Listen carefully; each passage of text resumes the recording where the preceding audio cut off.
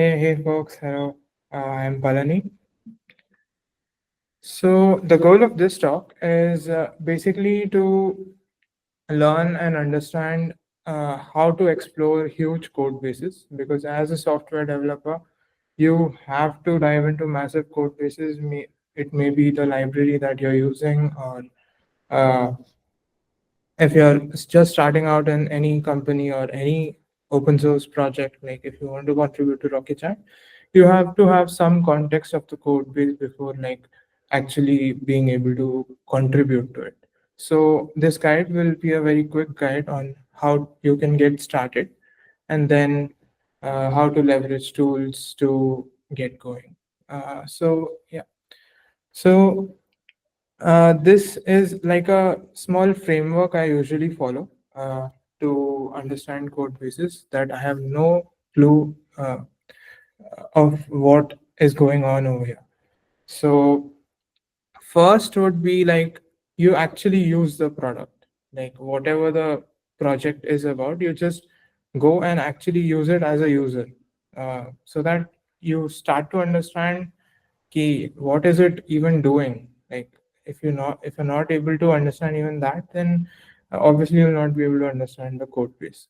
So install the application. If it try to self host it, maybe play around with it, and then you along the way you'll explore a lot, and at the same time you'll understand how the product works. Now the next phase that you could take is looking at test cases. Good open source software usually have test cases for all the features they work on. So recently, I'd like to give an example of Hocus Focus. Hocus Focus is basically for it's a WebSocket server that allows you to uh, implement CRDTs efficiently. So uh, I had no clue as to how the code base actually worked. So uh, knew how to use it as a user, but the next step on actually understanding how things are moving is exploring their test cases.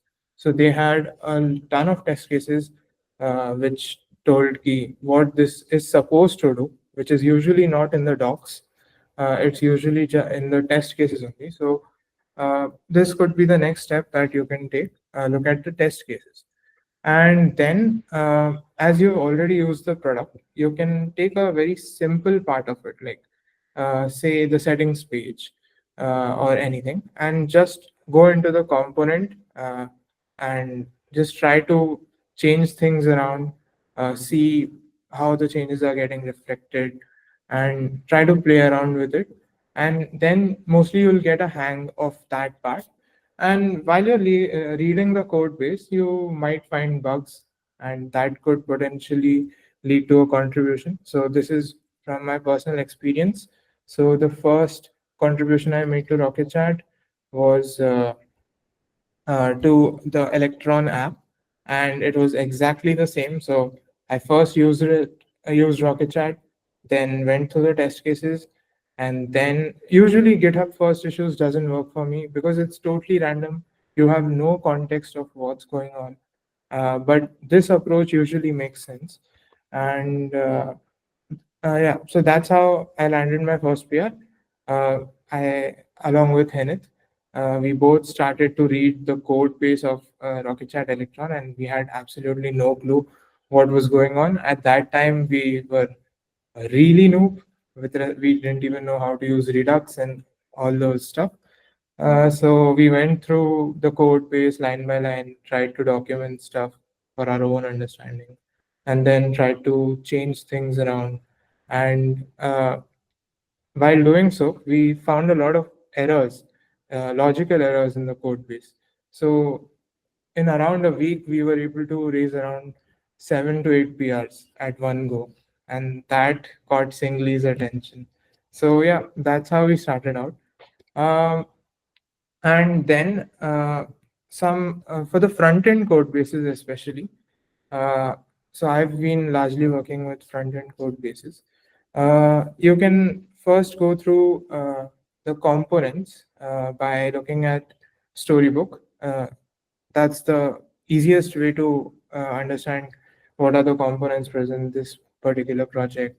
And the next part that is really important in the front end side of things is the data flow. Like how are uh, how is the state management happening? What's the difference between the client state and server state? Uh, how the caching works on the front end, how the whole structure is organized, and basically the data flow. Once you understand the data flow and the UI components, you can just piece it together really well. So yeah, that was it. And you can actually in massive code bases, even these approaches are a bit cumbersome. You might be clueless. So usually, uh, uh, TypeScript code bases use monorepo management tools like TurboRepo or NX. I think, as far as I remember, Rocket.Chat uses TurboRepo as well, and we use the same at Plain. So it has some tools like you can generate a dependency graph of how all the packages are linked to each other. So that helps you get a really nice visualization of how things are flowing. And of course, there are many AI tools right now in the market that will help you visualize the code base. So a personal favorite is Cody. So the best part about Cody is you don't have to clone some repository to analyze it. You can, and it's an open source tool as well. It's maintained by SourceGraph, so you can have a look at it. You can chat with code bases and understand what's going on. You can find references across projects and all those interesting stuff. And yeah, like you have to understand how things are moving around in your project. Like what is the dependency graph like, which component is using what, and all that. The next part would be like actually getting hands-on. You've explored a lot of code. Now you know how the project works. So now just try it out. Like set up the development environment now, and you can go through the tests as I told you. And then when you find bugs in the test cases, or if the test cases itself are missing, then you can uh, just go and generate new test cases, debug them, and you can just do that. And post that, the best part about open uh, channels is that this can be like whatever I'm saying over here, like with respect to open source, it just carries forward in your work. Whenever you start working in any job, all these things just carry forward beautifully. So, uh, so the first part is, of course, the documentation, README and all, and then you can, when you're going through the code base, if things are complex, people usually put comments, so you can understand why that. And then the final step after all these exploration steps should be like asking on the forums, because I get a lot of DMs on Twitter and LinkedIn that hey, I want to contribute, I want to start my open source journey, blah blah blah. But uh, like that, you have to take some initial steps by your own before like uh, approaching others. Uh, Else, it'll be a very big feedback loop.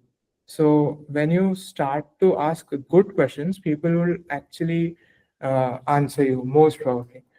Uh, so and as I told you, like definitely use tools like Cursor. Uh, so a very nice hack is using tools like Cursor and Cody.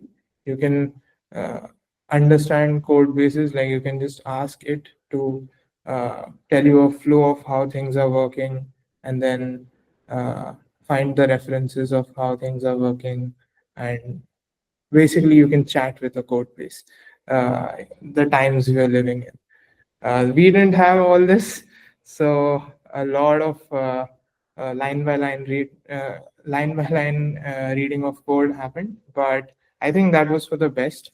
With AI coming in, we are really losing focus on reading code, understanding it. We are just doing I hope you guys have heard of this new thing called vibe coding. It's literally a setting in cursor. So try not to do that.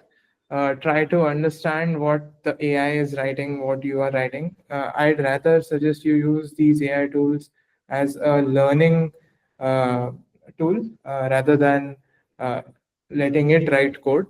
Yeah, that's a personal advice. And yeah, that was pretty much it.